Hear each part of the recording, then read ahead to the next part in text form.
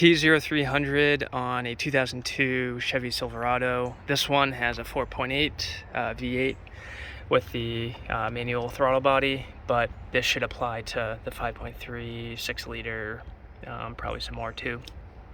But the P0300 is a multiple/random misfire code.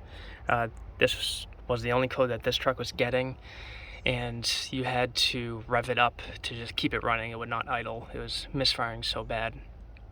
So the procedure I went through involved checking the air, fuel, and spark related components. And unfortunately for this truck, it ended up that the first cylinder, which is the front passenger or front driver's side, cylinder 1 has zero compression.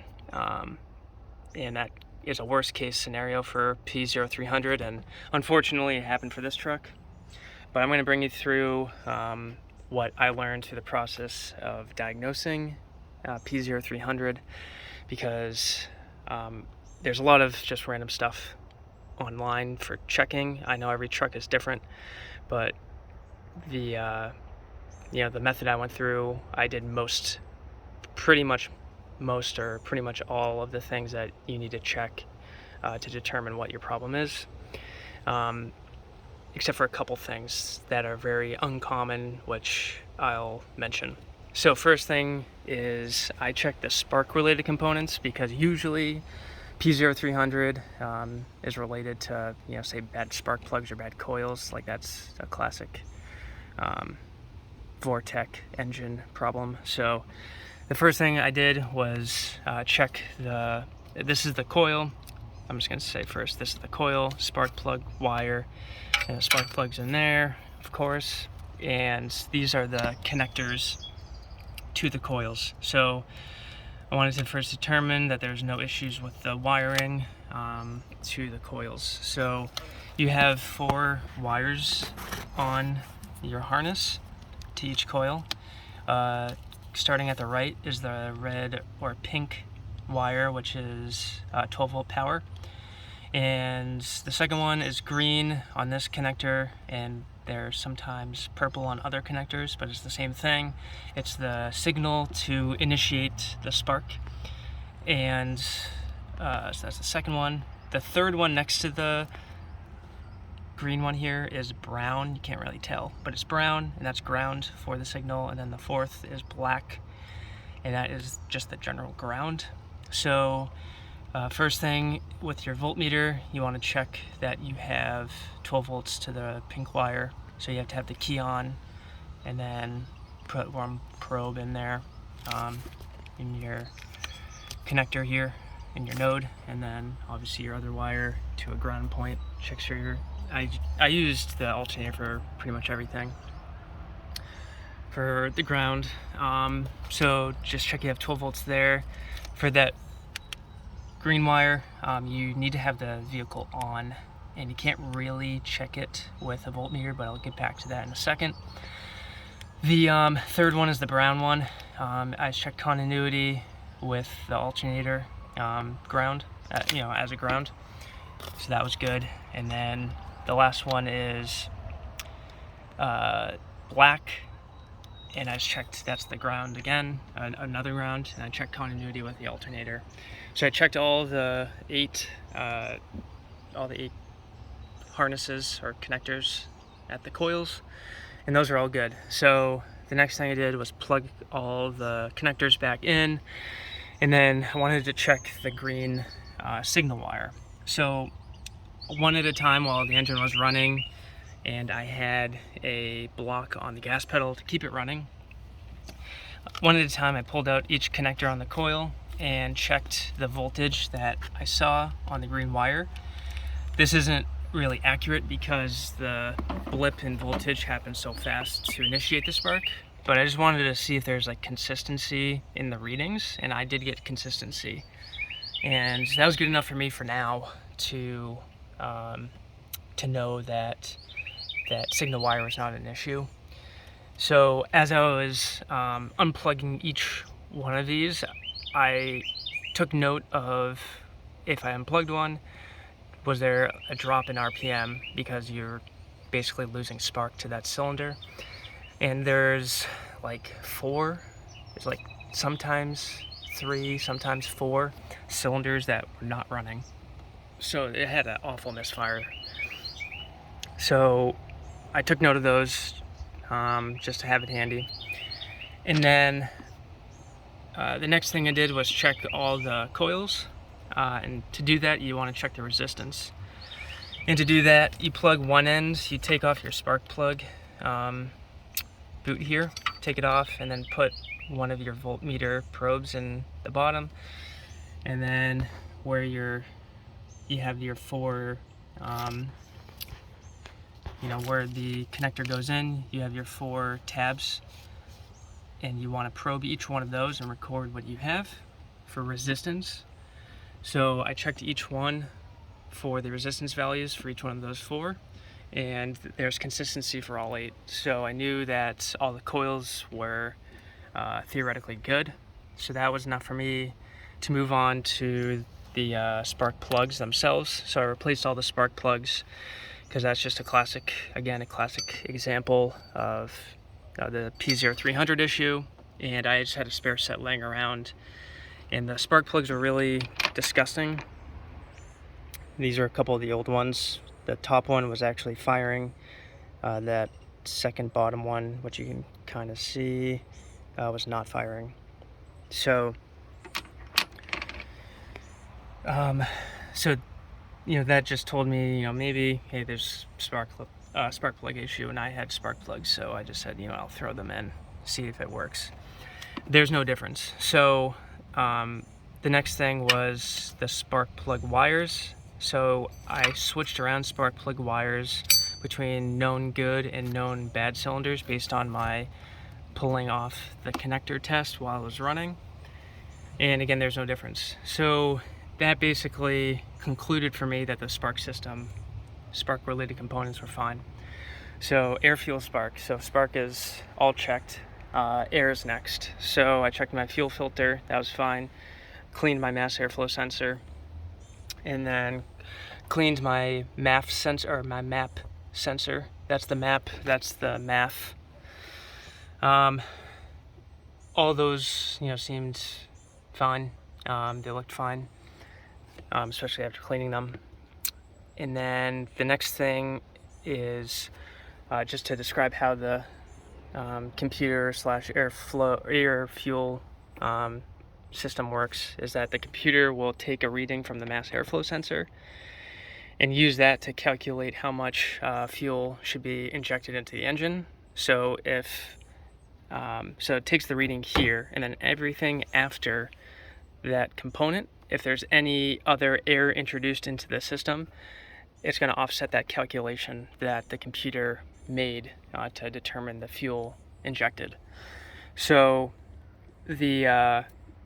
so what you do to check if there's any air leaks after the mass airflow sensor is you take a can of brake clean, and you just you can spray pretty generous amount. Don't go crazy, but just spray everywhere that there might be connection points. The most classic example of issues on these trucks is that the intake manifold gasket, which is, you can kind of see down there. I think I'm getting it. But basically the connection point between the manifold and the engine, gasket going all the way around, that leaks often. So you spray your brake clean all around the engine, or all around the manifold, and spray it back here where that MAP sensor is, some of your vacuum ports. For this engine, there's 0 issues. So if there is a leak, and you spray the brake clean, since it's combustible, the engine RPMs would rise, so you would know that there was a leak.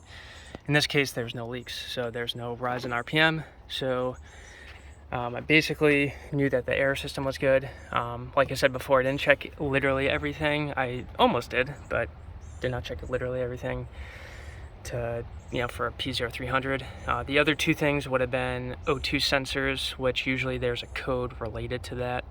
I did not check those because was, since it did not have the code, so I wasn't gonna waste my time doing that. The other thing could have been CATs, the catalytic converters, but that's, I guess, not too common to fail. So I was pretty much fine with, not checking those. Let's see. So we did the spark system, we did the air system, and then the last thing is the fuel system. So your fuel rails, obviously you have your fuel pump back at the tank. When you turn that on, when you turn the key on, you could hear it pump, so I knew that was good. These are your fuel rails. You can test your fuel rails. There's a special test you can do. You can plug into here. I did not do that.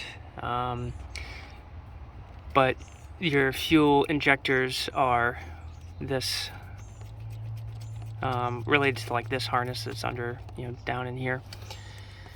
I checked the, first thing I did was check the wires. So there's the red, or red-pink power, and then there is a ground. So the way the fuel system works, the fuel injectors, is that it's ground controlled. So like when the engine computer grounds this fuel injector, it'll shoot fuel into the cylinder. So you only get ground when the computer tells it, so when it needs fuel in that cylinder. So the way to test this is you take this out, you just first with the key on, you test that 12 volt pink wire, and then you can get like a 2-prong light from probably like all the major stores, AutoZone, whatever. Get a 2-prong light, which connects into the connector here, and when the engine is running, just have one of these injectors harnesses out, put the light in, and if it's blinking as it's running, that means it's being pulsed open, and so just plug it back in, check the next one, and so on. In my case, I did not have that. I actually just bought a nice Tech 2 scanner. So what I did was, instead, with the engine off, I just manually controlled each one of the injectors. So I just took this out, and then to the ground, I just checked continuity between that point in this connector and to the alternator. I just checked for continuity, and when it was supposed to inject, and all of them were good. So I knew the wires for the fuel related components were fine. The next thing would be the fuel injectors themselves, or the fuel rails. But usually my understanding is that these will produce codes if there's an issue. I wasn't going to get into tearing this all apart or doing that custom test. I may have gone to that point to do a test on the fuel rails, but I was basically rolling out, based on my injector tests, that the injectors were good and that the fuel rails were good, but I didn't do a full test here, just to keep in mind, because I did not have codes for those. So checked the fuel system, checked the air system, checked the spark related system. So the last thing I wanted to check was the compression, because that could be an issue. So I just got a compression test kit from AutoZone, took all the spark plugs out, and then one by one checked the compression and took note. So everything was 160-ish PSI, except for cylinder 1 was 0. So there's obviously a major issue going on.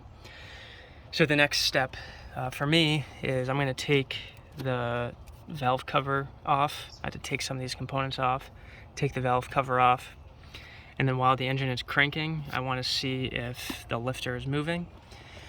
The lifter is connected to your camshaft by the push rod, and if the lifter is not moving, it probably means that your camshaft lobe is wiped out. So if the lifter is moving while you're cranking, then it's probably something deeper. So that's just the next step for me.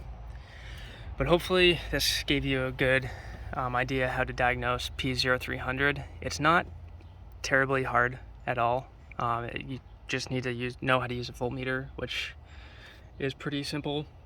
If you have any questions about the diagnosis I did, just let me know and I'll try to help the best I can, because I know this is a very annoying problem, especially when there's only a P0300 and there's no other codes, pinpointing to a specific cylinder or anything.